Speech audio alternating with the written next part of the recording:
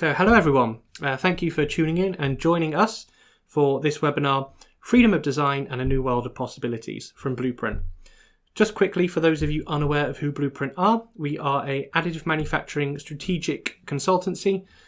We have about 15 years experience providing strategy, operations and applications consulting to a great variety of industries, from energy generation to cosmetics, aerospace to medical to consumer goods, even some academia and government projects. And our focus is on helping our clients understand additive and its potential to their business, identifying the opportunities and then helping them make these a reality.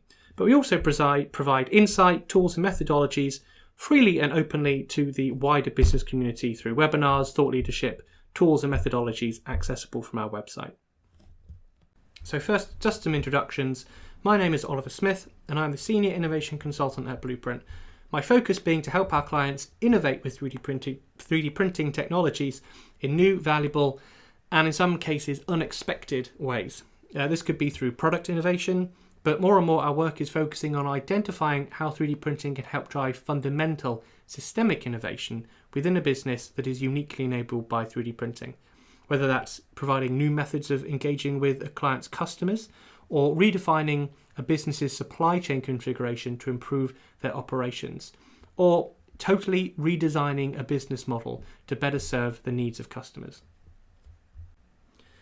This webinar is also part of an ongoing series called Beyond Products, How 3D Printing Can Drive True Business Innovation, which focuses on how the unique capabilities of additive manufacturing and 3D printing can drive new forms of business innovation.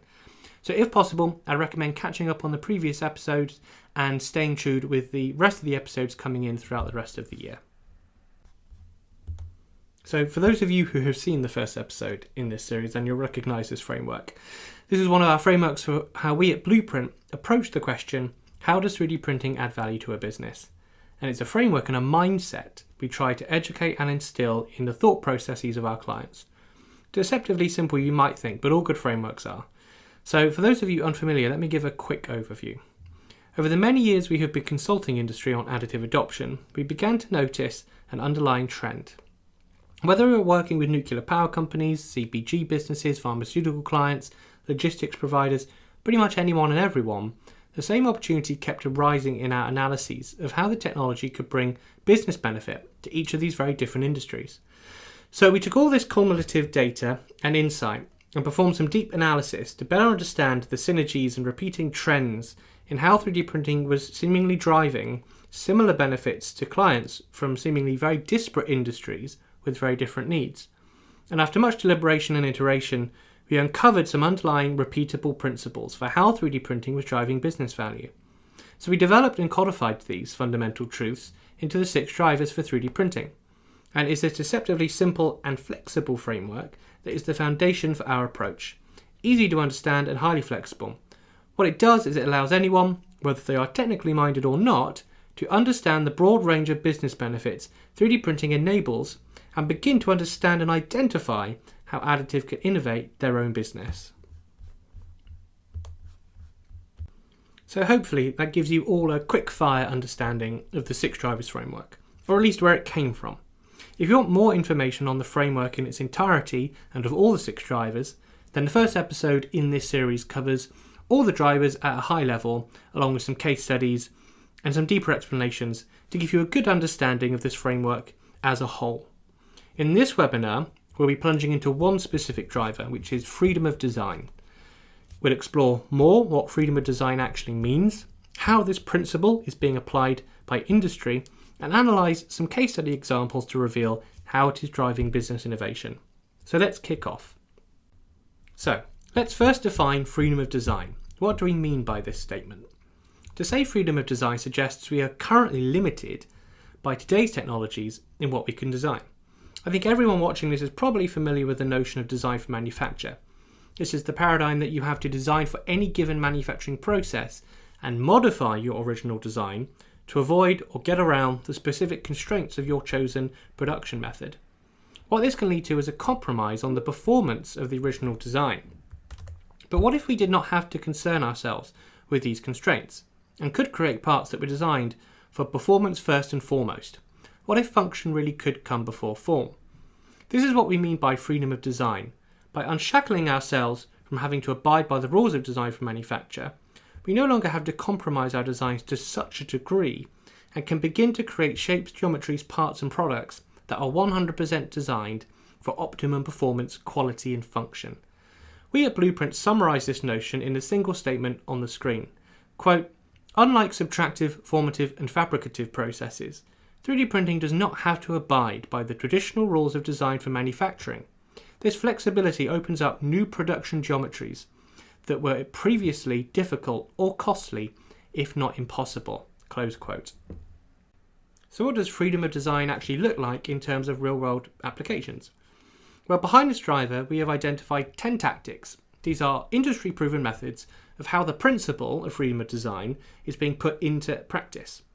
From aerospace parts to ceramic flatware, the value of being able to create previously impossible, or at least very, very difficult, geometries and structures is pretty obvious.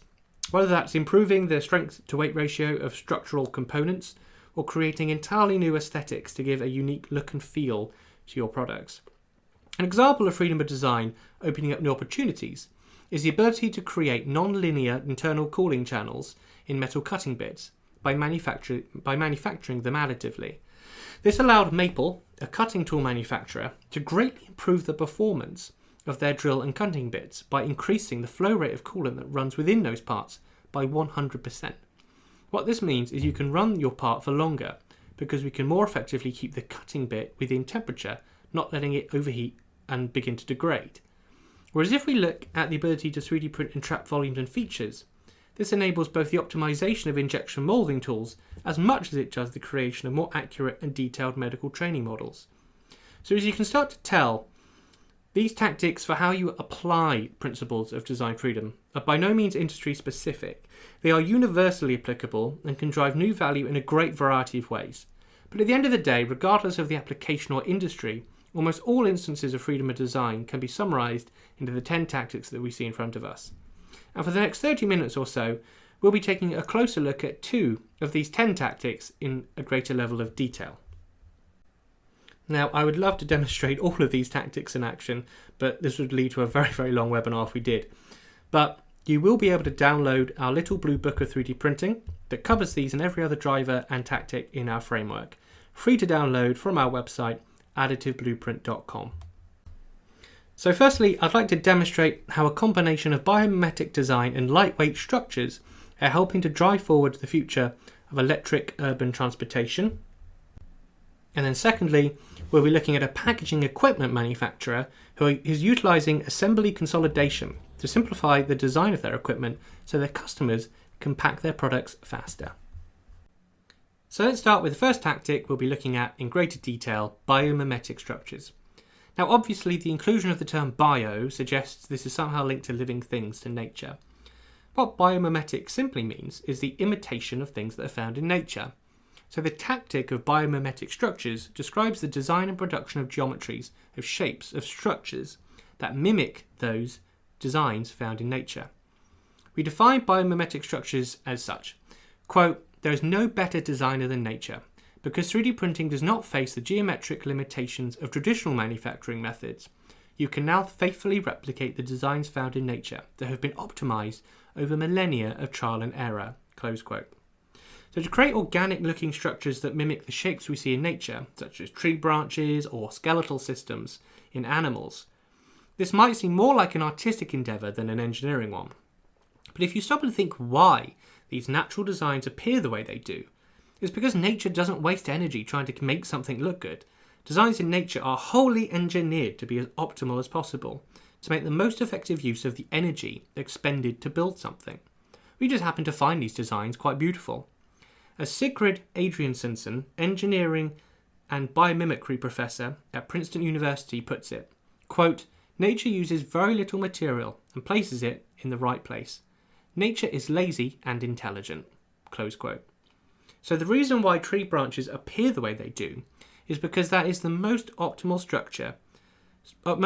structural design to support the canopy of the tree with the least amount of energy and material.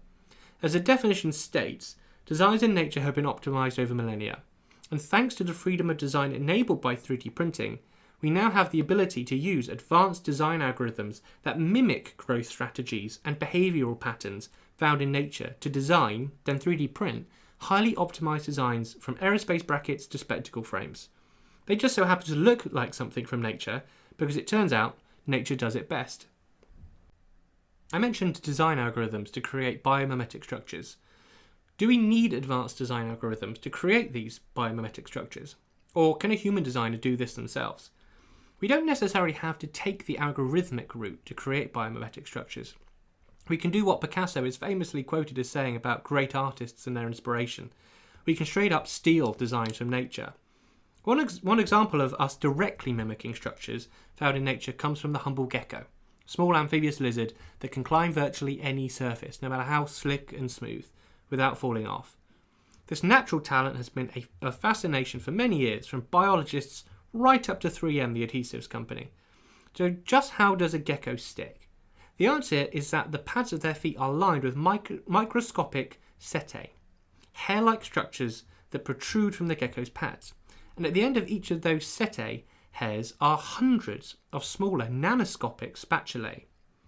What all of this does is it gives the gecko's feet a huge surface area, which allows it to stick to any surface area through the phenomenon known as van der Waals force, a curious act of attraction at the atomic level described in the equation in front of you. Why is this relevant to the conversation? Because thanks to 3D printing, we are capable of producing artificial microscopic gecko setae, complete with their nanoscopic spatulae. So what's the application space for this artificial gecko feet?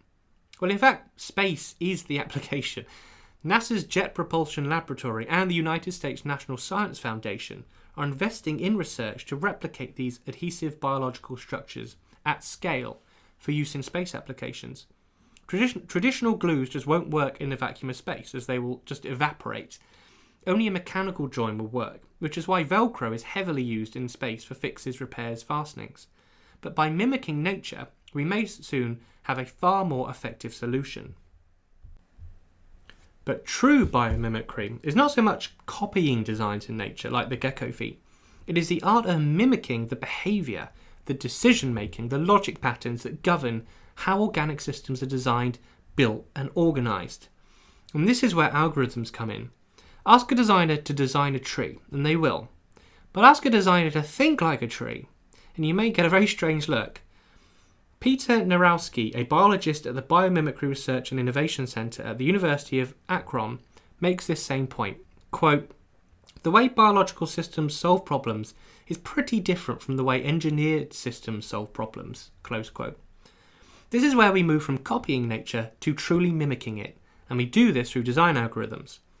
By observing and studying the rules we see in nature that govern how organic structures emerge and function, whether that's the growth patterns of fungus or the mechanics of a rodent's spine, we can quantify and codify these rules into a computational model, then run these natural design algorithms on our own digital designs, or even just provide the program with a set of initial requirements such as size, loading conditions, some fixing points perhaps, and allow the program to build from scratch a design that is at its nature inspired by nature.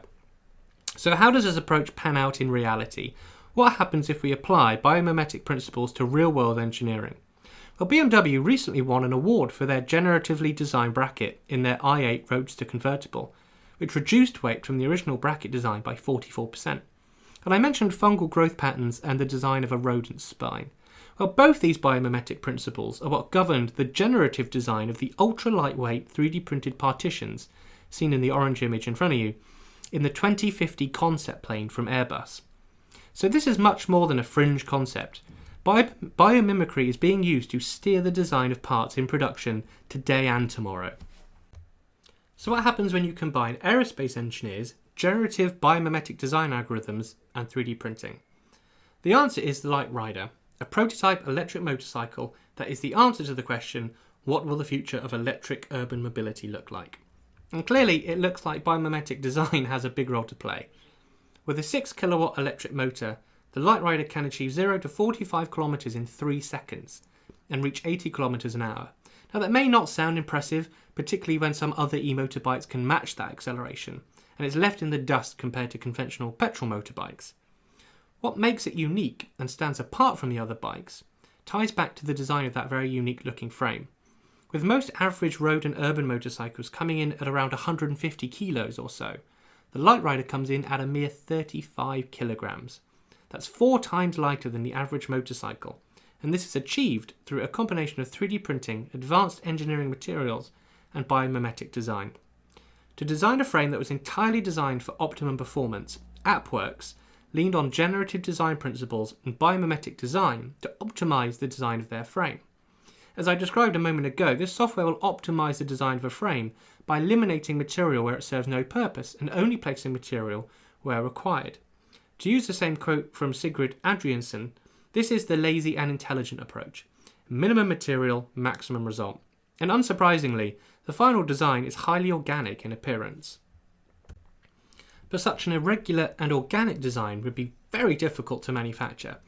Conventional manufacturing methods could be made to work with significant design for manufacturing alterations to the design, but this would then compromise the optimal performance that was achieved by using these generative design processes inspired by nature. This is the filter of compromise between design for performance and design for production that I mentioned at the beginning of this webinar, where design for manufacturing constraints can limit our ability to manufacture products that have not had to compromise on performance. To sidestep this, AppWorks faithfully produced the design using 3D printing, meaning the lightweight design could be made directly without having to compromise the performance of the design with manufacturing considerations, creating a motorcycle with a power-to-weight ratio equal to that of a supercar. So through the combination of biomimetic design, lightweighting and 3D printing, AppWorks have created a motorcycle that is ideally suited to urban travel, electric, lightweight and built for the future. So on to our second tactic of freedom of design. Unlike biomimetic structures, the concept of assembly consolidation and part reduction is far more familiar.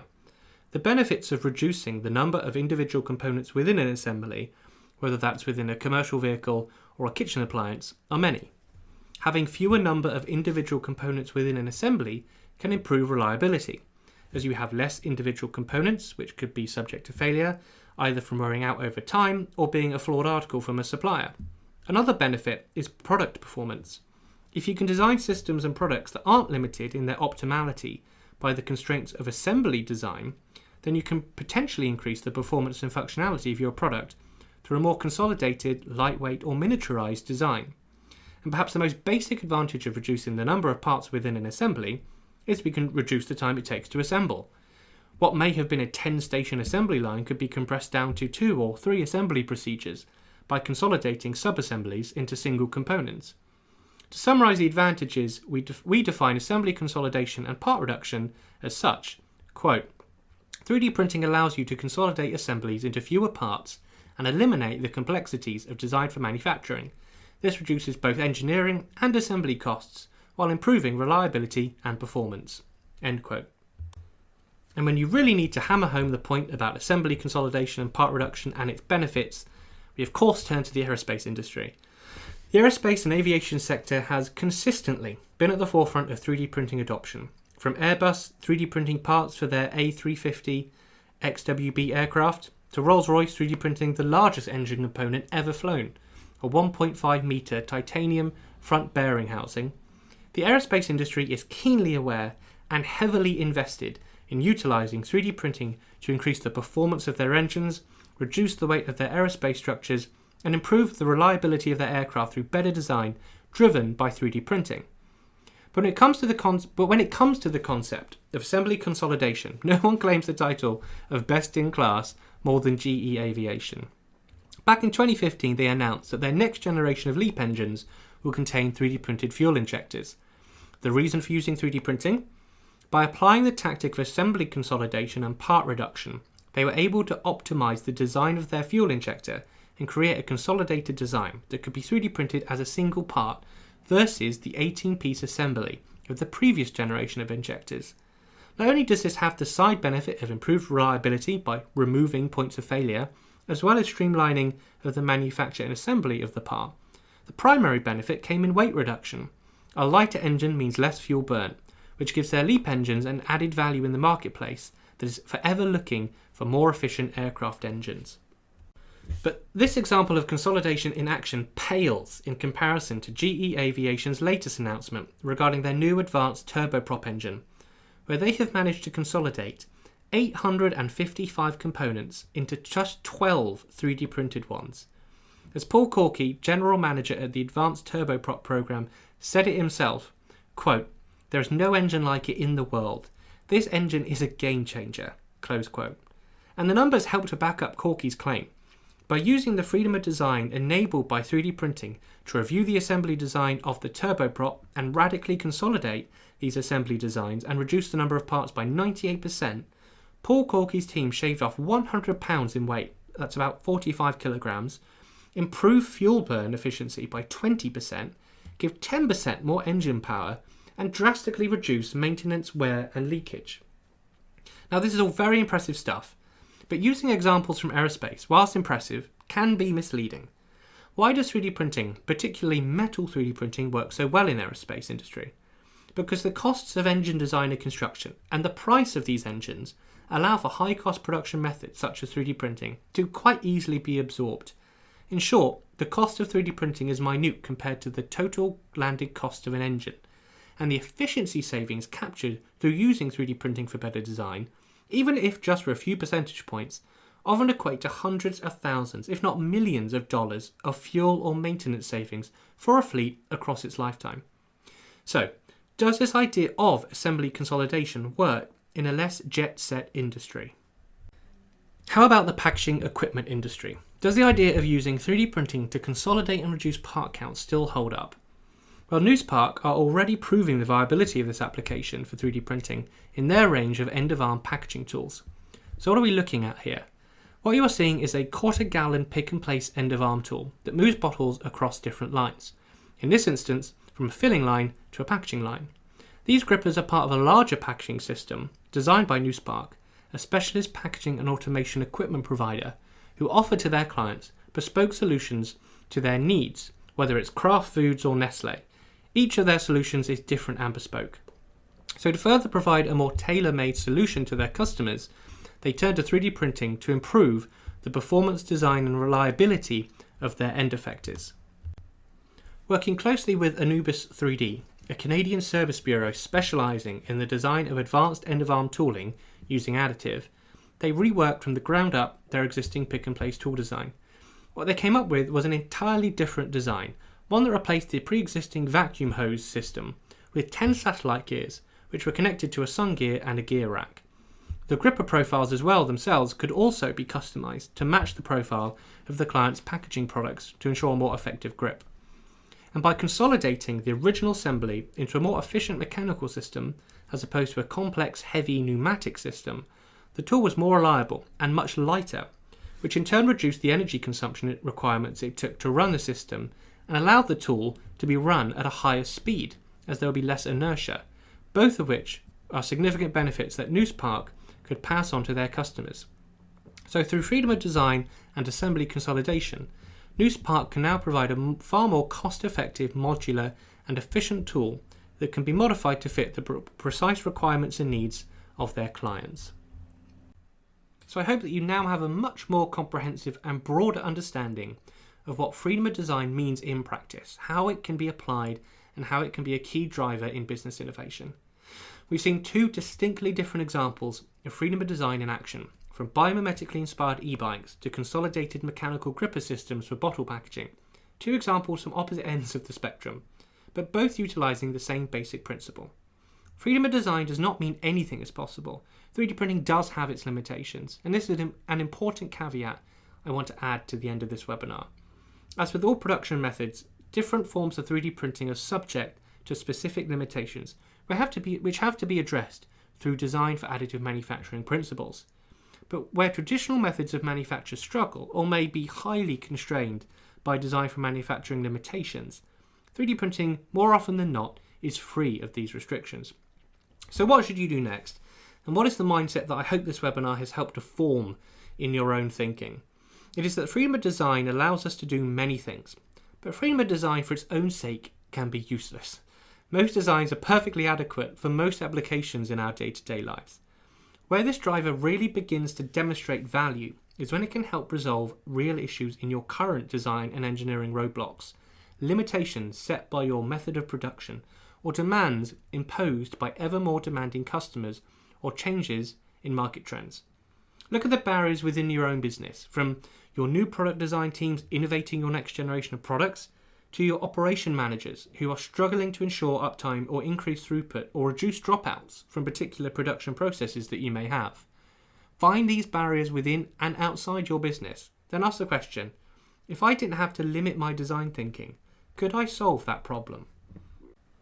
I also mentioned earlier in this webinar, for those of you who want to explore freedom of design in more depth and look at the rest of our 6 drivers framework, then we have written a handy pocketbook for you to download which lays out the entire drivers framework and provides details and case studies on every one of the 50 tactics of 3D printing, including the other 9 tactics of freedom of design that we couldn't get to in this webinar. So just head to additiveblueprint.com and download, print out, share and scribble on as much as you need our little blue book.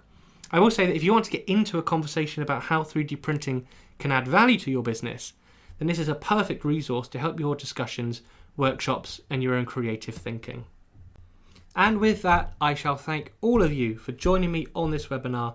I really do appreciate you spending the time with myself and with Blueprint. So please follow us on LinkedIn and Twitter to see the release of our next webinar in this series, where I'm going to be exploring the driver of embedded functionality. But also stay tuned for our other webinars from the rest of the Blueprint team, as well as our blog posts and downloadable content for all of you to use and put into your own additive thinking.